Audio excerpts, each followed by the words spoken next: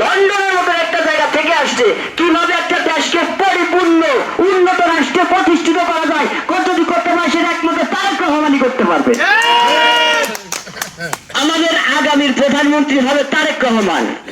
আজকে বাংলাদেশ যেখানে আছে, বাংলাদেশ সরকার, গত সরকার আওয়ামী লীগ সরকার 19 লক্ষ কোটি টাকা ঋণ করে গেছে। বর্তমান যে আমাদের তত্ত্বাবধায়ক সরকার আছে, প্রধান উপদেষ্টা, উনার 1.5 বছরে মোট 2280 লক্ষ কোটি টাকার ঋণ।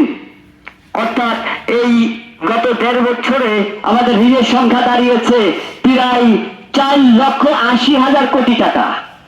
এই টাকাটা কিন্তু আমাদের দেশকে পরিচালনা করার ক্ষেত্রে শুধু খরচ হয় নাই, এই টাকাটা গেছে যে 19 লক্ষ কোটি টাকা দিনা, এটা সুদ দিতে গিয়ে সব থেকে বেশি ক্ষতির মুখে পড়েছে।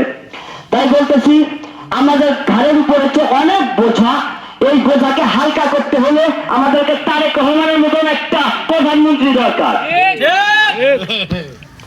জনাব তারেক রহমান, উনি হচ্ছে একজন ইয়াং, অনেকেই বলতে পারে, অনেকেই স্লোগান দিয়ে দেয়, তাই দেখি নৌকা দেখা শেষ, লাঙ্গল দেখা শেষ, ধানের শীষ দেখা শেষ, এবার দেখবো আমরা দাঁড়িপাল্লা। তাই আপনাদেরকে বলি, আপনারা ধানের শীষ দেখছেন, কিন্তু তারেক রহমানরা তো দেখেন নাই। তাই এইবার তারেক রহমানরা একবার আপনি প্রধানমন্ত্রী হিসেবে বানান, প্রধানমন্ত্রী বানান, আপনার মূল্যবান ভোট দেন, তারেক রহমানরা একবার দেখান তারেক রহমান কিভাবে এই দেশটা পরিচালনা করে।